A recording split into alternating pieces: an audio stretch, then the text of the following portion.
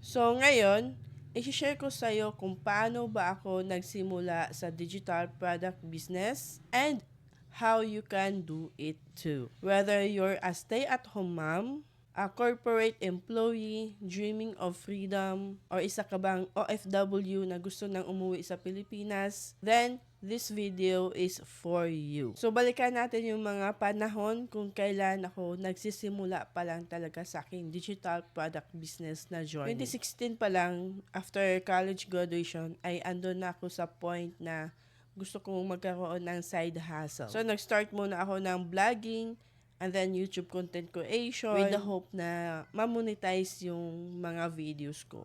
Pero it doesn't goes that way. So noong 2019, I really jumped into learning about digital business. That time ay nag-struggle din ako kung ano ba yung niche ang i-offer ko, ano ba yung skills, ano ba yung dapat kong gagawin para sa business. Kasi sa totoo lang, I don't have a business and marketing na background. And wala din sa family namin na nagbi-business, na nag-online business.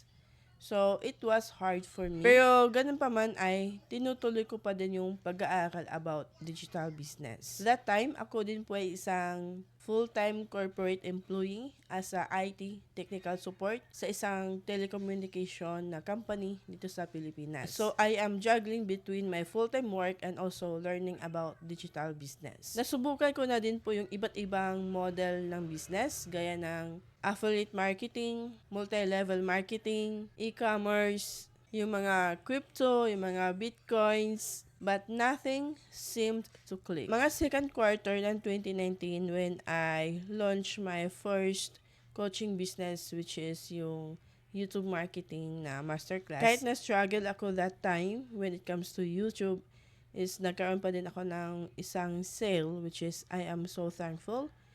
And also, akala ko ay magtuloy-tuloy na yon. And then, hanggang 2020, nung dumating ang COVID-19 pandemic sa ating bansa, lalo na sa buong mundo. So, apektado din po yung aking digital product business. And also, nag-quit din ako sa aking full-time job kasi nga nabuntis ako that time. So, that was August 2020 na nag-resign ako sa aking full-time job. Because of that, wala na akong active na source of income. And I really quit or stop my digital business kasi hindi na siya profitable. Wala nang bumibili kasi nga wala nang money yung mga tao, ang daming mga businesses na nagsarado, ang daming nawala ng work, isa na ako doon. And also, hindi na siya sustainable kasi nga meron akong yearly na binabayaran for the software, for the tools, for my digital business. So, nasa mga like 12,000 per year. Realizing that hindi na siya kumikita and wala na din akong full-time work. So, hindi ko na masustain yung subscription na yun. So, I have to stop. It doesn't mean na ayoko na, no.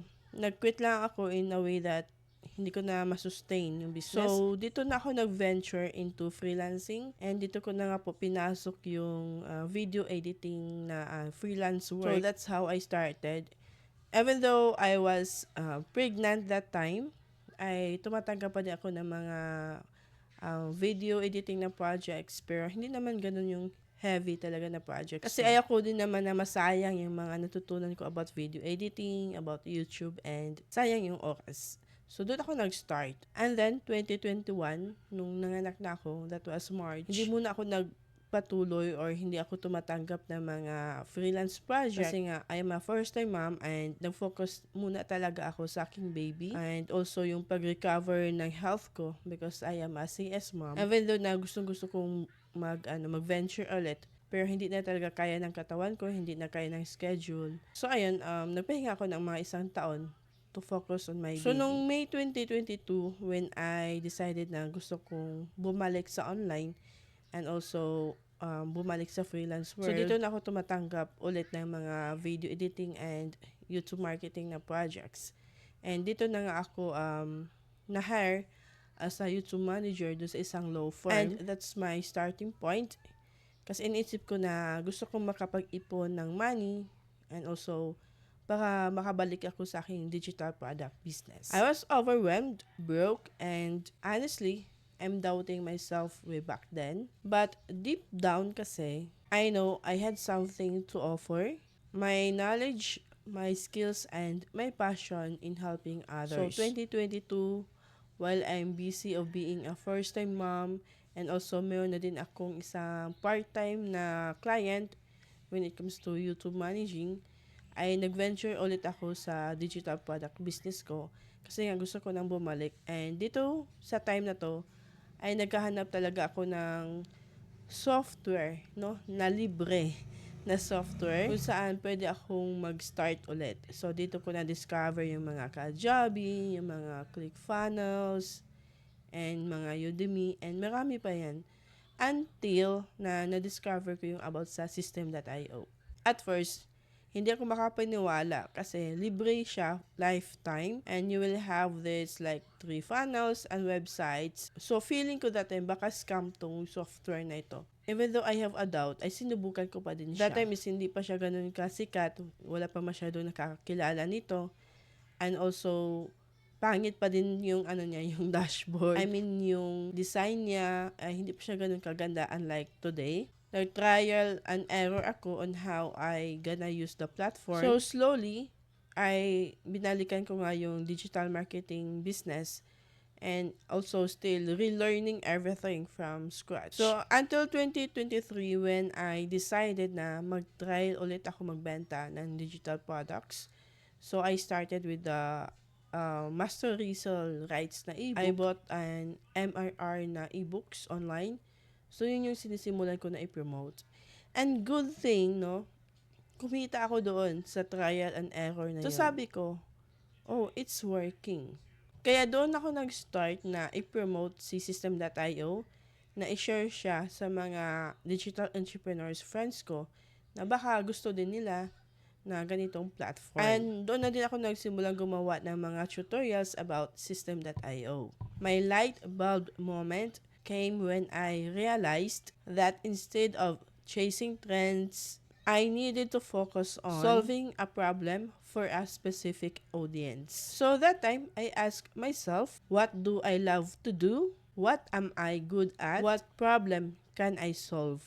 So nag-focus po ako dito sa tatlong questions na to. And nag-i-inventory ako sa sarili ko kung ano yung meron ako na pwede kong i-share sa iba. And that's how I came up with my idea of System.io affiliate marketing way back in 2024. Pero bago pa yon na nag-launch ako nung System.io affiliate marketing 2023, ay sabi ko sa sarili ko na, okay Rose, this is your last chance na patunayan sa sarili mo na kaya mong mag-succeed dito sa pinili mong career na digital business. So, I will give you one last year for this kind of business.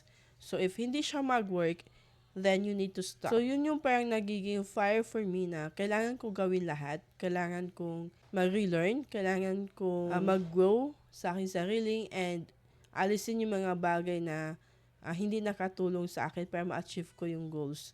So, I have this mindset 12 months, dapat meron akong results. Hindi man yan millions, as long as that I will move from being a zero or struggled entrepreneur into someone na thriving entrepreneur. So that's why I give my 100% noong 2024. I create more content on my YouTube. I show up on my social media. I learn about funnels. And malaking bagay talaga na natuto ako paano gumawa ng sales funnel, paano mag-design ng landing page. Kasi isa yun sa mga, for me na, big factor kung bakit nagko-convert yung mga landing pages ko when I learn about funnels. And also, putting automation and system on my business para automate na siya everything so that I would earn money while I'm still taking care for my baby and doing my freelance work. So, noong 2024, when I launched the System.io affiliate marketing way back in like February, I was scared and I wasn't sure enough kung kikita ba siya. Ang main goal ko lang for that one is magkaroon ng 500 pesos na sales with System.io. It wasn't perfect, but I launched it anyway. And guess what? Yung mga participants na nag-join sa free challenge ay nagustuhan nila yung challenge and they brought the recordings. And sobrang saya kasi merong 3 ang bumili ng recordings. So, yung goal ko na maka 500 sale ay naka 750 ako doon. So, that was my first 750 sales with System.io. So, on the next month, that was March, when I discovered about the Faceless Digital Marketing Guide. So, sabi ko, bakit hindi ito gawin kong digital products? So, nag-conduct ulit ako ng market research. And also, gumawa ako ng target audience ko for that product. And again, I launched it kahit hindi perfect. Gumawa ako ng funnels for that. Pinopromote ko siya sa aking social media platforms. And then, boom, another sale for that. Like, naka 4 sales ako for the Faceless Digital Marketing Guide. So, imagine, I just invested like 500 pesos for that license to resell the ebook. And then, I got an ROI of like 1,500. Diba? So, nagkaroon ako ng aha moment. Kaya ko palang magbenta ng digital products. And then, on the next month naman, hindi talaga ako nakontento, no? I've learned this done for you funnels.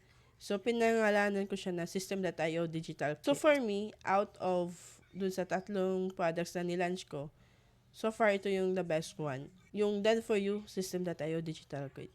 So, this is a done for you sales funnel na binibenta ko before. So, ni-launch ko siya like mga May, if hindi ako nagkakamali. So, no? May, June, July, August, September, October, November.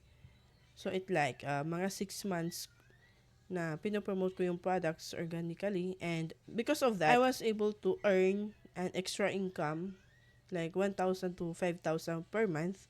So, malaking bagay na po talaga sa akin na mayroong additional income na 1,000 to 5,000 per month. Wala namang magbibigay sa akin ng ganun na amount, no, as a stay-at-home mom. So, until November, like November 18, 2024, ay nilaunch ko nga itong Freedompreneur Challenge. Ang ginamit ko na strategy is the same concept or the same system that I use when I launch my System.io affiliate marketing, Faceless Digital Marketing, and System.io Digital Kit. So, for me, may nakita kasi akong process on how to do it.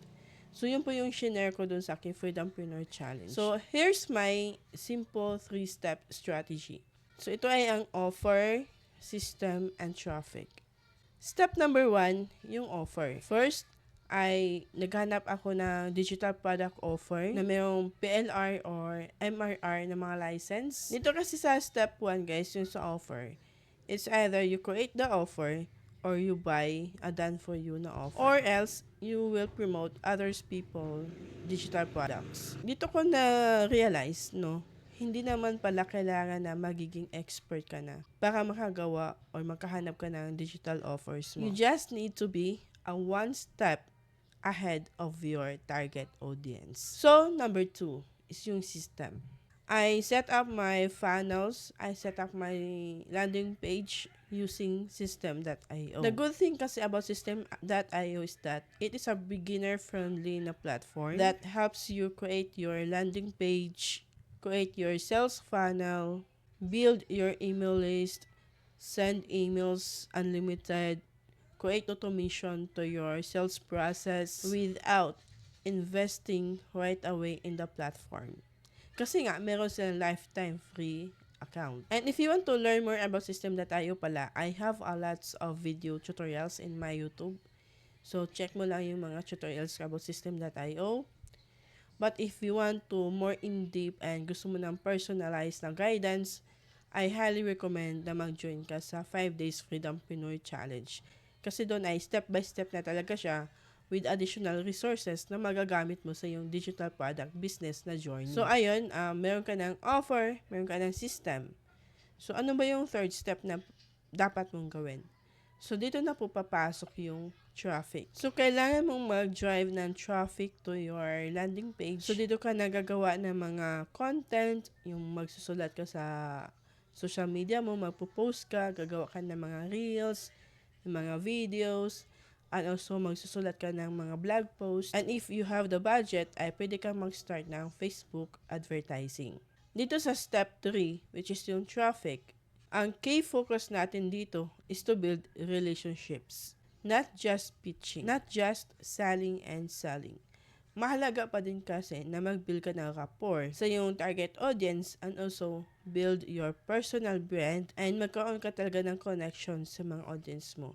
Para yung pagbebenta is madali na lang siya para sa'yo. If you're thinking, this sounds amazing, but don't know where to start, don't worry guys, here's my advice for you.